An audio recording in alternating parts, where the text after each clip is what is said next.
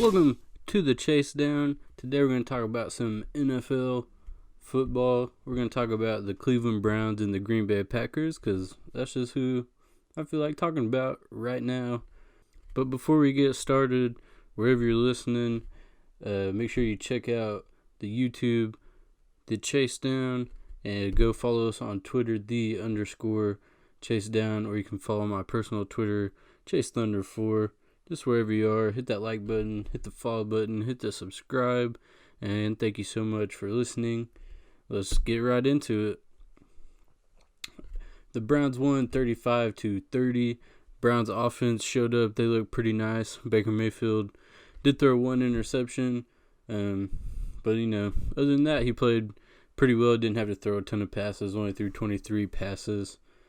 Threw 2 touchdowns. Had one nice one to OBJ, just a long touchdown for him, that 43-yard touchdown. And then he had a pretty easy just dump off to Kareem Hunt to get his other touchdown, and the Browns just dominated on the ground. The Bengals had no answer for the running game, which is exactly what the Browns need to do. Nick Chubb, beast of a running back, 124 yards and 2 touchdowns. And you have Kareem Hunt as his backup, if you even want to call him a backup, who used to be the best running back in the league when he was on the Chiefs. I mean, the guy was dominating. You have these 2 running backs. You have to run the ball. I know you want Baker Mayfield to be the cornerstone of your franchise or whatever, but Nick Chubb and Kareem Hunt as a running back duo should be unstoppable for almost every team. I mean, unless you want to count the Ravens, who just destroyed the Browns. But I mean, you have to run this offense through Nick Chubb and Kareem Hunt. All these people saying you got to get Odell the ball. Of course you could get Odell the ball. But I mean, they had the perfect game, and he only had 4 catches, 74 yards and a touchdown. That's perfect. That's fine.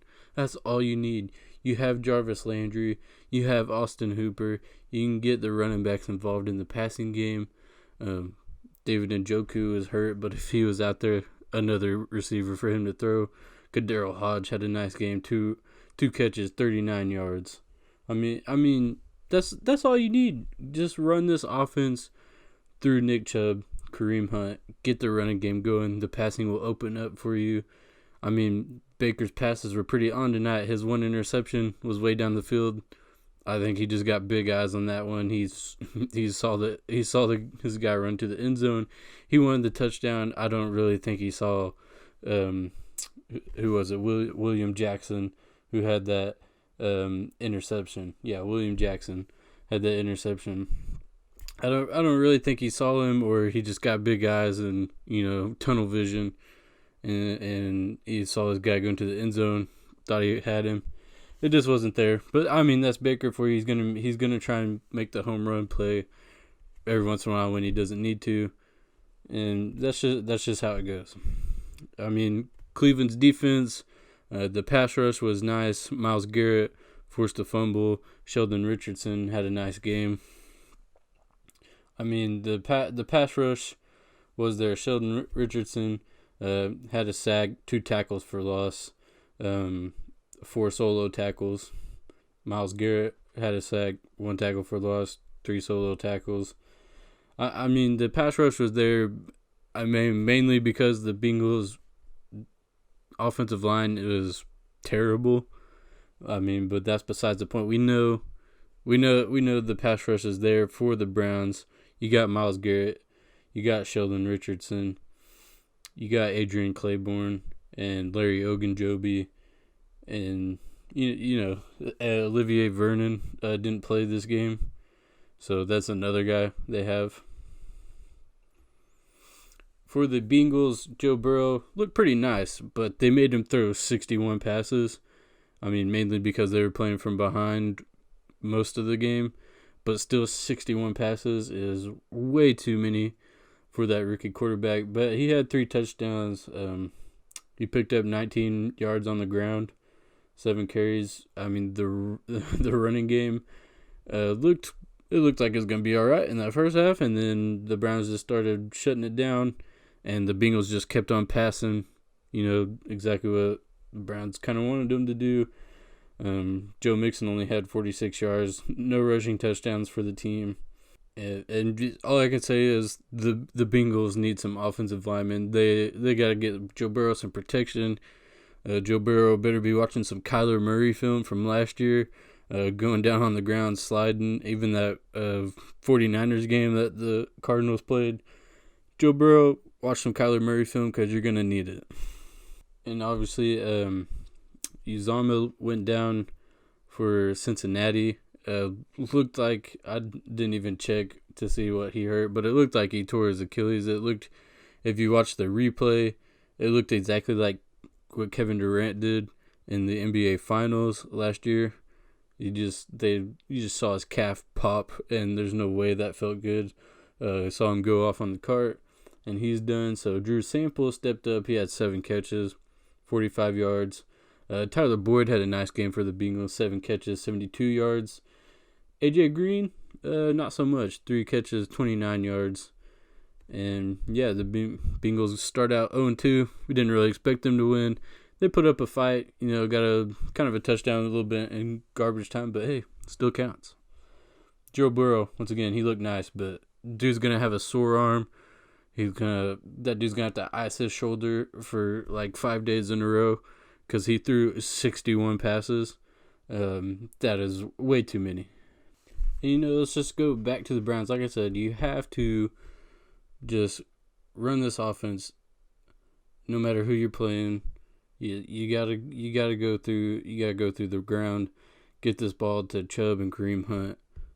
These two dudes are studs. Baker Mayfield, he's a good quarterback. Don't get me wrong. Like, if anybody's rooting for Baker Mayfield, it's me. I love Baker Mayfield. I'm an Oklahoma fan. I want to see this dude succeed and just be awesome. But you have Nick Chubb and Kareem Hunt. I mean, that's just, at the end of the day, that's who you got. Good to see the Browns bounce back and have a nice game, because if you give Baker Mayfield any sort of confidence, he's going to play good. That's what he feeds off of. I mean, doesn't matter who he's playing. He doesn't care that it's the Bengals that they beat. He really doesn't care. He said, hey, another team came out to play football. We won. Sweet. Anyways, that's all I got to say about the Cleveland Browns against the Cincinnati Bengals. Cleveland, they're 1-1. They got their win. They got their confidence. Run that offense through the running backs. Open up the passing lanes for Baker, and the Browns should be just fine. They're playing in a tough division. Playing against the Ravens. Pittsburgh Steelers are looking pretty nice after their first win. So you just gotta go out there, get you some wins. Make sure Baker Mayfield has some confidence, and you'll be just fine. Just don't be the Browns. Don't just be different. Kevin Stefanski, I mean, just the whole drive where, I mean, they just ran the ball. They gave it to Nick Chubb a couple times, and the Kareem Hunt took him the rest of the way and scored a touchdown. That's exactly what you got to do. Don't pass unless they make you. Okay, that's all I got to say about that game. Let's move on. I want to talk about the Packers versus the Vikings. That was a week 1 game, but, that's what we've seen, so I'm going to talk about it. Aaron Rodgers looked like a beast. Looked like Aaron Rodgers of old. Obviously, Aaron Rodgers is good every year, but, I mean, he looked like a bounce-back game, like he was just, throwing out the long ball. The long ball, that's what everybody's used to seeing from Aaron Rodgers. He was 32 of 44, 364 yards, 4 touchdowns. Looking nice. On the ground, the Packers ran for 158 yards. Aaron Jones looked like Aaron Jones, 66 yards, had a touchdown. They got Tyler Ervin involved, Swervin Irvin out there, 38 yards. He was looking awesome. He just adds something to that offense that the Packers didn't have the majority of last year because they didn't get him until late in the season. They wanted him as a return specialist because the return game was just not there at all for the Packers last year, so that's why they brought him in. They've got him involved in the offense, and he's looking nice. Having some end arounds, getting him involved in the passing game. He had a catch for 6 yards, but that's fine. Things will open up. Not every game's going to be the same. The passing game was really there for the Packers this game because the Vikings had two rookie corners, and they were playing man a lot. They played a lot of man this game. Just maybe they need to switch it up. Maybe that's the best look they could give the Packers. Maybe the Packers are just that awesome. Maybe the Vikings need to switch it up, or it's a little bit of both, the Packers offense just looked new. Just looked like they had some new life that they didn't get until maybe later on in the season last year. Devontae Adams looking like a stud out there. Looking like he's going to make a run for best receiver in the league. 14 catches, 156 yards, 2 touchdowns. He had that just like tiptoe touchdown on the sideline after Rodgers scrambled through it. Devontae Adams caught that on the edge of the sideline.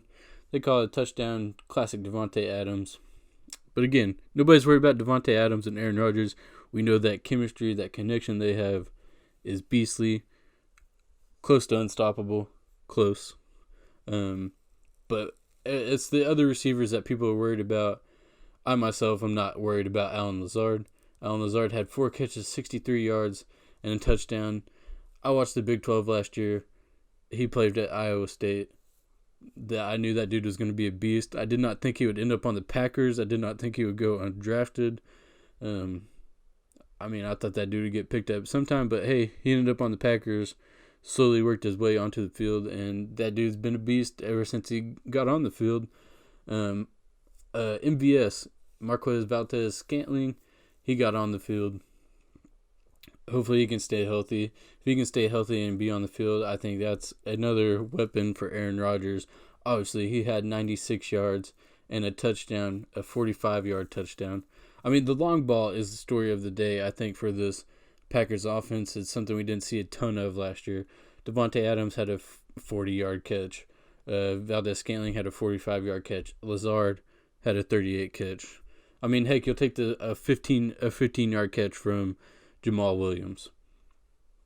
But the long ball at the end of the day is what the Packers needed. Just gives some life, boost the morale of the offense, the momentum, just all that. That's what the Packers needed, and Valdes-Scantling, that's what he did out there. He had a couple drops, obviously, but hey, he bounced back, got a touchdown. Corners and receivers, if they ever mess up, you just gotta shake it off, go back next play, make a play. Big time players make big time plays, and that's what MVS did. So the Packers are looking good on that front. Again, like I said, they got getting people involved in the run game too. The Packers don't need a ton of receivers. Lazard got involved in the run game. He had an end around play. AJ Dillon, we saw 2 runs from him, the big power back that the Packers drafted in the second round.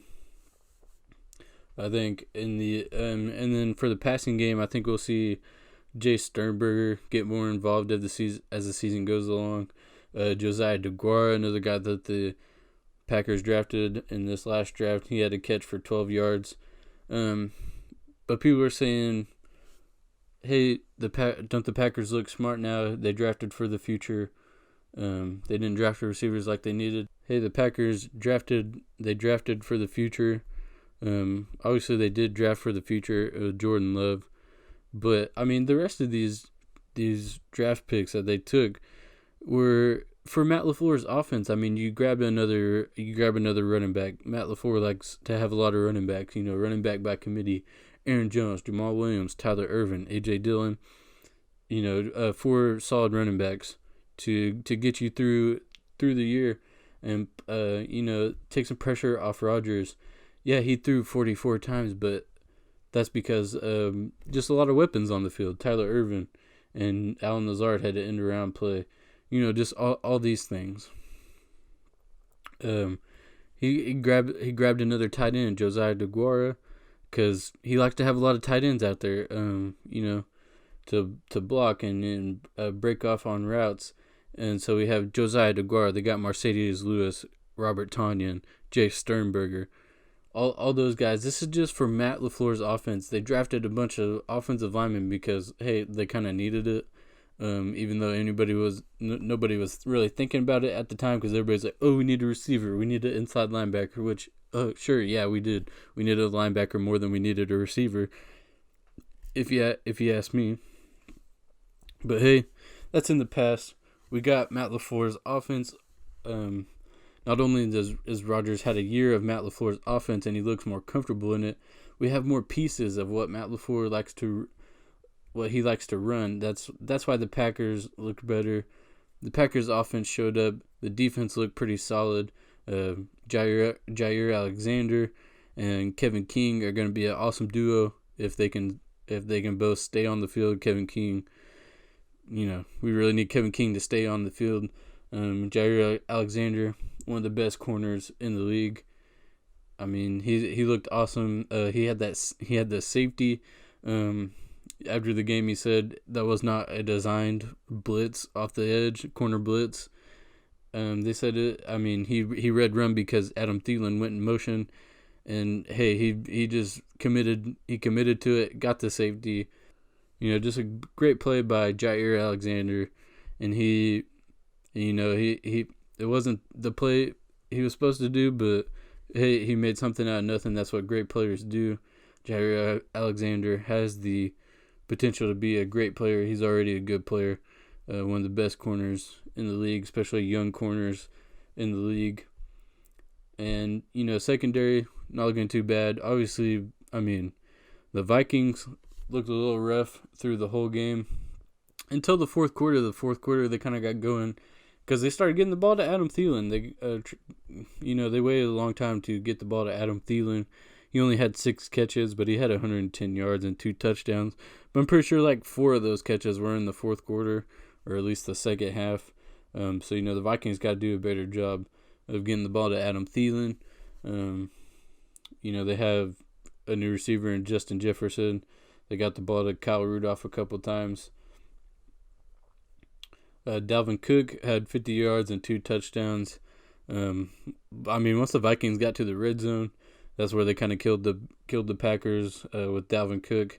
They're just powering through like that, and they got a couple 2-point conversions that the Packers didn't look great on. But again, one of those was a garbage time touchdown, but hey, still counts. So the Vikings just got to do a better job of getting the ball to Adam Thielen when they're on offense. And hey, they might have to switch it up on defense and don't play man with your 2 rookie corners. But that's all we got for today. Again, thank you guys so much for listening, wherever you're listening. Thank you so much. Hit the like, hit the follow, hit the subscribe. Again, make sure to go check out the YouTube, the Chasedown. Follow us on Twitter, _Chasedown. I will post, I will tweet every time I post something somewhere. I'll tweet it out, so make sure you go follow there. Thank you so much for watching, and thank you so much for listening, rather. And we will see you next time.